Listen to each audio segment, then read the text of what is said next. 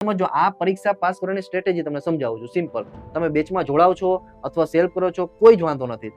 પરીક્ષાને pass કરવી છે, તમારી પાસે 6 મહિનાનો સમય છે, તો સૌથી પહેલા શું કરશું? સૌથી પહેલા સિલેબસની કોપી કઢાવશું, 2026 નું પેપર જોઈ લેશું ટેટ 1 નું, પછી સિલેબસની અંદર જેટલા ટોપિક આપ્યા છે બધા ટોપિકના વિડીયો જોવાના શરૂ કરશું અથવા તો બુક્સમાંથી વાંચવાનું શરૂ કરશું. તમારી પાસે બંને ઓપ્શન છે, વિડીયો લેક્ચર જોવા છો અથવા તો બુક્સમાંથી, અને એ જોઈને આખો સિલેબસ કવર કરશો, એની સાથે સાથે રિવિઝન કરશો. રિવિઝન માટે શું કરશો? રિવિઝન માટે નોટ્સ બનાવશો, એટલે કે નોટ્સ બનાવવી પડશે, અથવા તો તમારી પાસે એવું કોઈ મટીરિયલ હોય તો નીચે અંડરલાઈન કરતા જાઓ, જેનાથી તમને, અને તમારે આને ટ્રેક કરવું પડશે કે તમારો જે સિલેબસની કોપી મેં કીધી ને, સિલેબસની કોપીમાં તમારે એકવાર આખો સિલેબસ પૂરો કરવો પડશે. તમારો આ ટોપિક થઈ ગયો, મારો આ ટોપિક, એમાં સમય લાગશે 6 મહિના. આ કઈ એવું નથી કે રાતોરાત 1 મહિનામાં બધું પૂરું થઈ જાય. જેને લોંગ ટર્મ પ્રિપરેશન કરવી છે, 4-6 મહિનાનો સમય છે, બધું એના માટે છે. આ સ્ટ્રેટેજીને તમે 1 મહિનામાં લાગુ કરશો તો પોસિબલ નહીં થાય, એક વિષય પણ તૈયાર નહીં થાય. અહીંયા 150 માર્ક્સ કવર કરવાના છે. કોમ્પિટિશનમાં તમને શરૂઆતમાં જ બતાવી કે એવી કોમ્પિટિશન છે, અહીંયા તમારો કોઈ શોર્ટકટ નથી. આ પ્રમાણે તમે સૌથી પહેલા વિડીયો લેક્ચર જુઓ, બુક્સમાંથી સિલેબસ કવર કરો, રિવિઝન કરો, નોટ્સ બનાવો. નોટ્સ બનાવ્યા પછી આવે છે તમારી MCQ પ્રેક્ટિસ.